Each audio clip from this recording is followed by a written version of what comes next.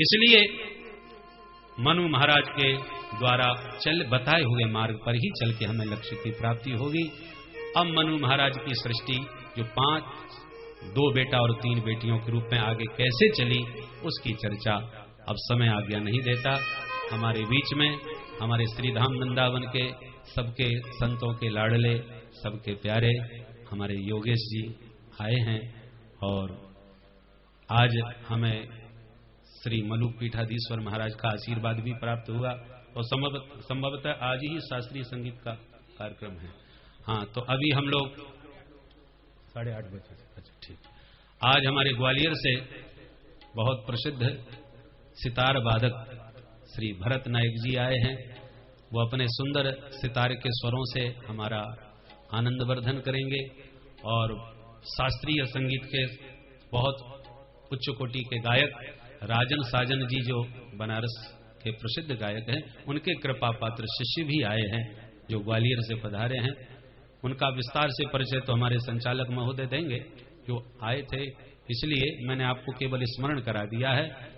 और 8:30 बजे से शास्त्रीय संगीत का कार्यक्रम इसी मंच से प्रारंभ होगा और हमारे गुरु भाई जो बंबई से पधारे हैं, परम हमारे स्नेही श्री विष्णु जी, वो भी अपने स्वर से आपको, ये रविंद्र जैन जी के बड़े लाडले हैं, इन्होंने भक्तमाल एक सुंदर सीरियल बनाया है। भक्तमाल वो अभी प्रसारित तो नहीं हुआ है, उसकी तैयारियां चल रही हैं और उस भक्तमाल में आपने ही संगीत दिया है पूरा और बहुत सुंदर सुरीले हैं।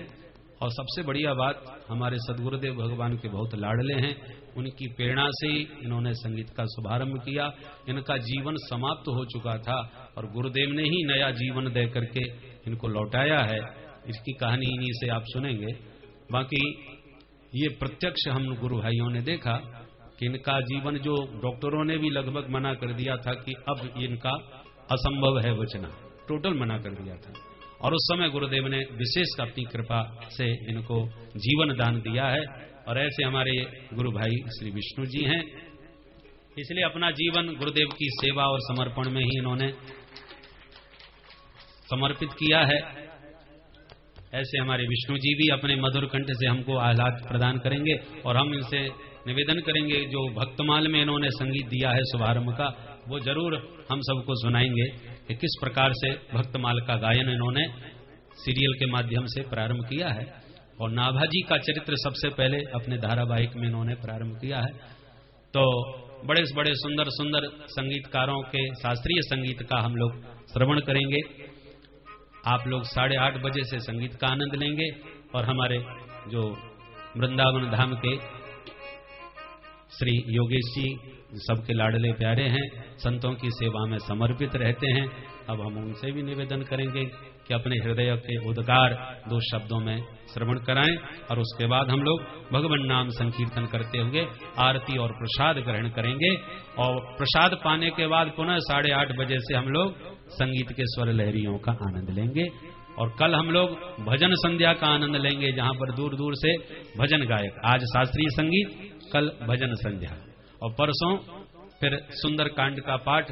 हमारे ब्रज के जो कथा व्यास हैं, उन सबके संगठन के द्वारा एक हनुमत आराधन मंडल की स्थापना हुई है, तो उस मंडल के द्वारा हम लोग सुंदर कांड का पाठ का आनंद परसों के दिन लेंगे।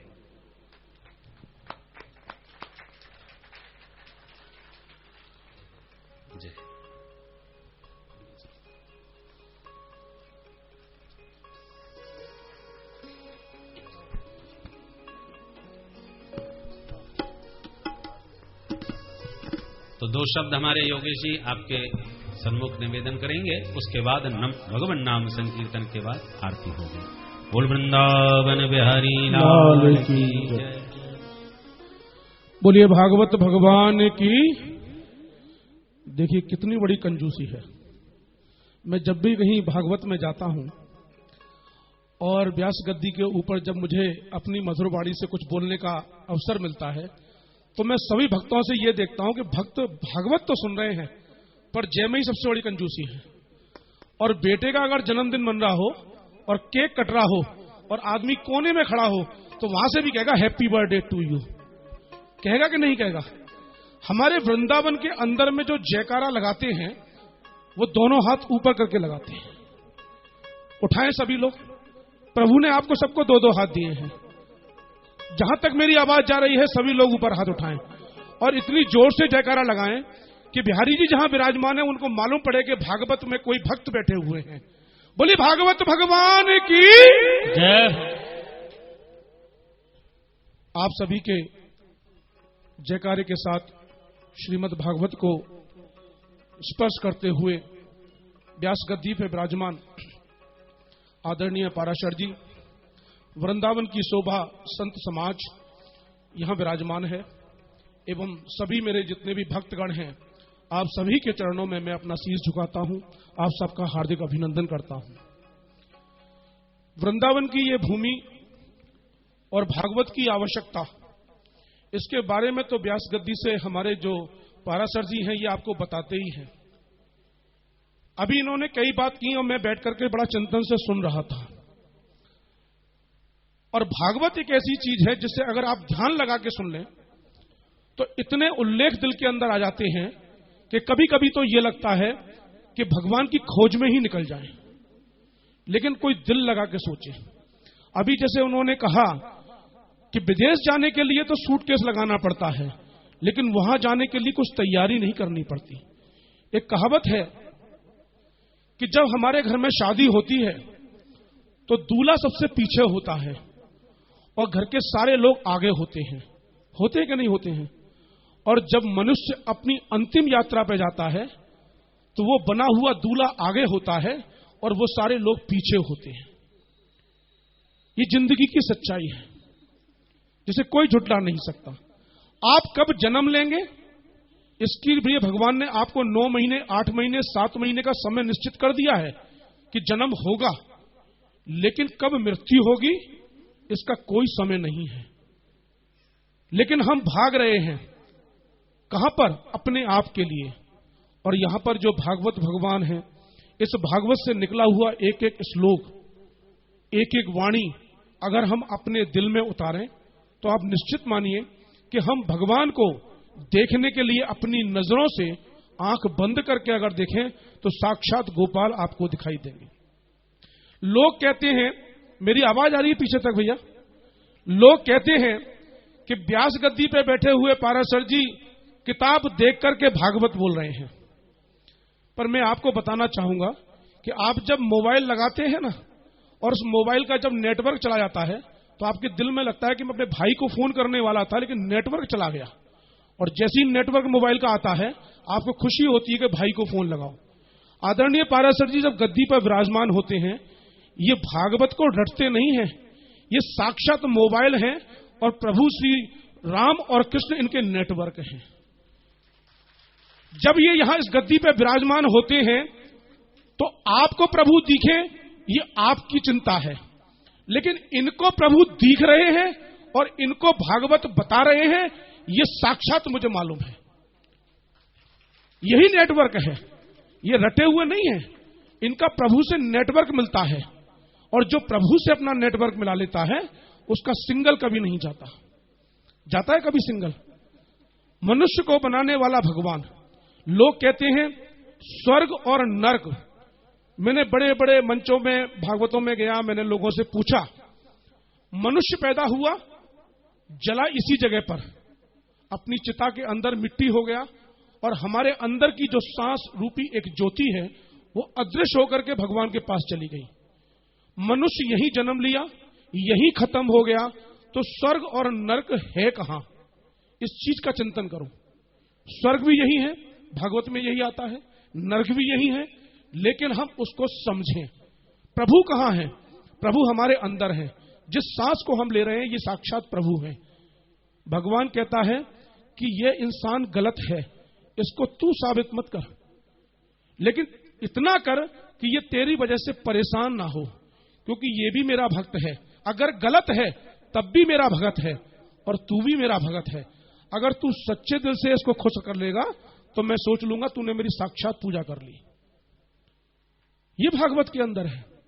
और आज मुझे इतनी हृदय से प्रशंसा है कि आदरणीय पाराशर जी का स्वागत और सम्मान मैंने बहुत मंचों पे किया और इनका आशीर्वाद मुझे बहुत मंचों पे मिला, लेकिन मैं दिल में एक प्रतिभा अपने अंदर लिए था कि कभी भागवत हो और वहां पर जाकर के मैं भागवत के साथ उनके चरणों को छू के सम्मान लूं, तो वास्तव में प्रभु का आज आशीर्वाद मुझे यहां भी विराजमान हो। बहुत दिल में आशा थी। और जिस तरीके से हम सब लोग यहां बैठे हैं, भागवत का चिंतन कर रहे हैं, भागवत को सुन रहे हैं, आज भागवत जिस तरीके से यहां पर जो बच्चे हैं जो इस वृंदावन में रहते हैं, अपने परिवार को छोड़ के रहते हैं, उस भागवत को और उस भागवत रूपी भगवान को वो विस्तार करना चाहते हैं। और उस विस्तार में मेरे योगदान के साथ साथ मैं कहूंगा कि जितने लोग यहां बैठे हैं, मेरी बड़ी कल्पना थी, मैंने एक बार पाराशर जी से कहा था कि वृंदावन के अंदर में पाराशर गोकुलम होना चाहिए कि नहीं होना चाहिए? एक गोकुलम होना चाहिए जिसमें इस श्रीमद् भागवत की जो विस्तारता से पढ़ाई होती है, वो पढ़ाई करके हर बच्चा इस देश के अंदर निकले और आप सब भक्तों के बीच में बैठ करके भगवान का विस्तार करे, भगवान के शब्दों में आपको उतारने की कोशिश करे। तो मैं आप सब लोगों से अनुरोध करूंगा, ये वृंदावन की जो पवित्र भूमि है, हर इंसान कहता है कि मुझको मुक्ति मिल जाए तो अच्छा। कहते हैं कि नहीं कहते हैं? लोग कहते हैं, माता बहनों से पूछ रहा हूं, लोग कहते हैं ना मुझको मुक्ति मिल जाए, लेकिन मुक्ति है कौन? अभी व्यास जी ने बताया कि मुक्ति है कौन, जाना सबको है, पर एक जो मुक्ति है उस मुक्ति को भगवान ने बनाया है। और भगवान ने जो मुक्ति को बनाया है, तो मुक्ति एक दिन सबको ही मुक्त करते करते करते करते करते करते भगवान के पास पहुंच गई और भगवान से पूछने लगी, प्रभु ये बताओ, मैं तो विश्व का कल्याण करके मुक्त करूंगी सबको, लेकिन मेरी मुक्ति कब होगी? मेरी मुक्ति कब होगी? तो ये इस पे एक दोहा दिया है, मुक्त कहे गोपाल से, मुक्त कहे गोपाल से मेरी मुक्ति बता। मुक्ति प्रभु से पूछ रही है, हे प्रभु मैं सबको मुक्त करती हूं, लेकिन मेरी मुक्ति कब होगी ये तो बताओ। मुक्त कहे गोपाल से मेरी मुक्ति बता। प्रभु कह रहे हैं, ब्रज रज उड़ मस्तक लगे तो मुक्त मुक्त हो जा। इस वृंदावन की पवित्र भूमि और इस वृंदावन की पवित्र रज, आप ये समझ लीजिए कि भगवान ने मुक्ति से भी कहा है श्रीमद् भागवत के अंदर कि ये रज जिस दिन उड़ करके मुक्ति तुम्हारे मस्तक पर लग जाएगी, उस दिन तुम्हारी भी मुक्ति हो जाएगी। तो आप बताइए, विश्व के कल्याण के लिए और आप इस धरोहर के लिए हम अपनी सब मुक्ति चाहते हैं। तो मेरा आप लोगों से आज इस श्रीमद् भागवत के इस महान मंच से, वृंदावन की शोभा हमारे सभी संत विराजमान हैं और बांके बिहारी भगवान वृंदावन में विराजमान हैं और आप सभी श्रीमद् भागवत के भक्त हैं। मेरा निवेदन है आपसे कि आप पाराशर जी के साथ मिलकर, मेरी भी बड़ी तमन्ना है, मैं भी इनके साथ जुड़ा हुआ हूं, कि वृंदावन के अंदर एक पाराशर गोकुलम बने और जिसमें सभी बच्चे यहां पर इसका ज्ञान लें और इस ज्ञान की गंगा को आगे बढ़ाएं। जो भी हमारे ट्रस्टी हैं उनसे भी हमारा आग्रह है, संसार के अंदर में जाने वाला व्यक्ति जब जाता है तो सारी चीज यहां छोड़ जाता है, लेकिन आप गोकुलम के अंदर अपना एक रूम बना देंगे, उसमें अपने पूर्वजों का नाम लिख देंगे, उसमें अपने स्वर्गवती माता पिता का नाम लिख देंगे, वो जिंदगी भर अजर अमर हो जाएगा, उसे कोई मिटाने वाला नहीं है। और आप भी कहेंगे कि हम ब्रज वृंदावन में गए थे और उस वृंदावन में बांके बिहारी जी के चरणों में, श्रीमद् भागवत के चरणों में जाकर के हमने वृंदावन में पाराशर गोकुलम बना करके वास्तव में अपने आप को सौभाग्यशाली प्राप्त किया है। तो मुझे आप लोग हाथ उठा के बताएं दोनों, कि गोकुलम पाराशर जी का बनना चाहिए कि नहीं बनना चाहिए? सभी लोग जहां तक मेरी आवाज सुन रहे हैं, और इस गोकुलम में सबका योगदान चाहिए।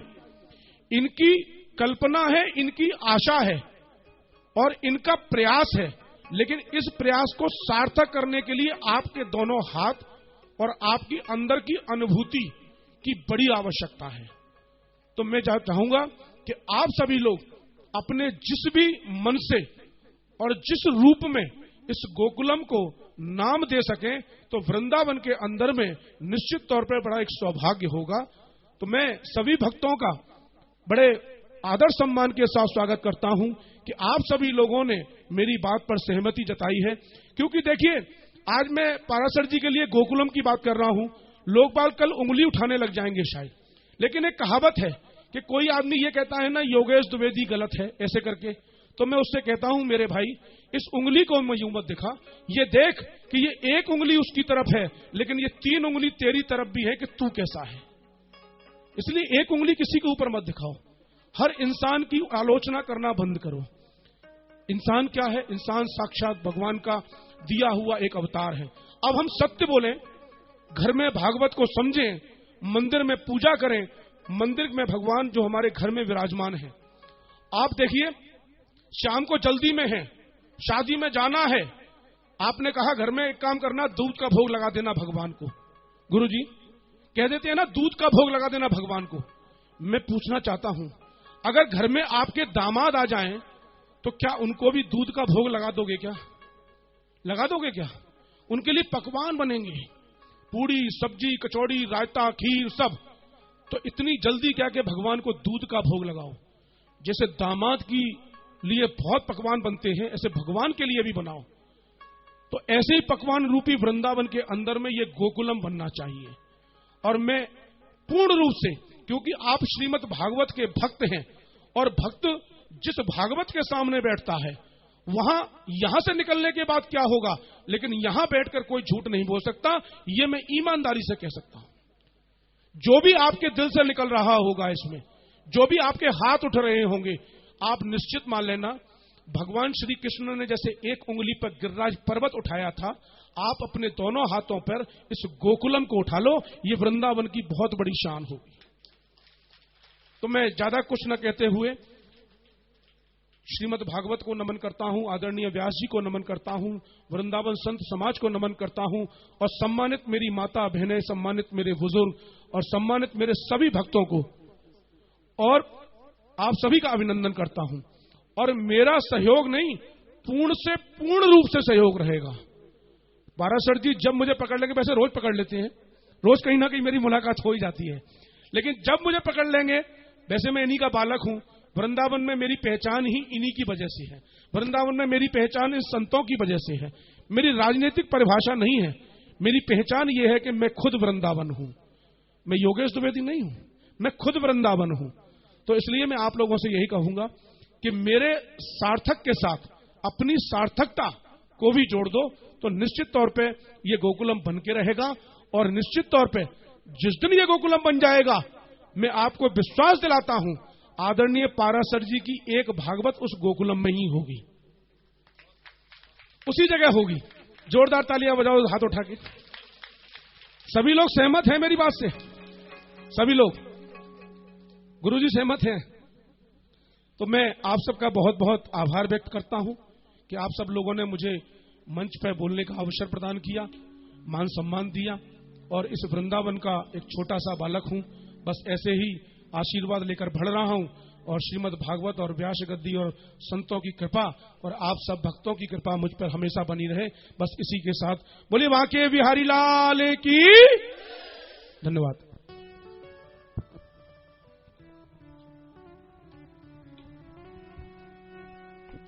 बोलिए वृंदावन बिहारी लाल की जय।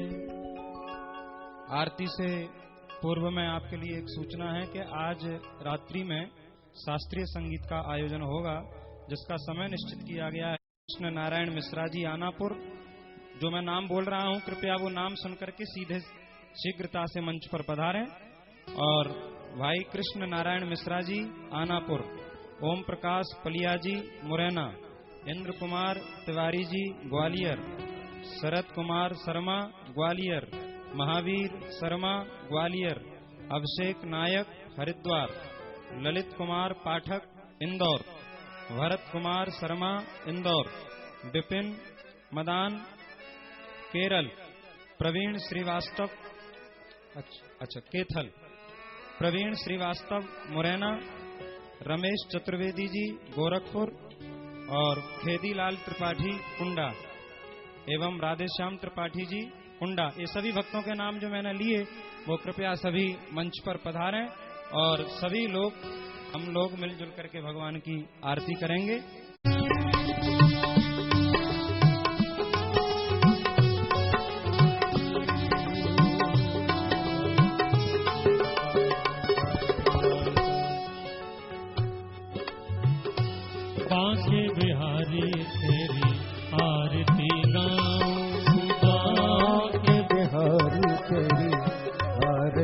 गाऊं, आरती गाऊं प्यारे आपको मनाऊं, आरती गाऊं प्यारे आपको मनाऊं, आपको मनाऊं प्यारे तेरा गुण गाऊं, आपको मनाऊं प्यारे तेरा गुण गाऊं, शिवा के बिहारी तेरे आरती गाऊं, शिवा के बिहारी तेरे आरती गाऊं, मोर मुकुट तेरे शीश पर सोए, मोर मुकुट तेरे शीश पे सोए, प्यारी बंसी मेरो मन मोहे, प्यारी बंसी मेरा मन मोहे, या बंसी तेरे बल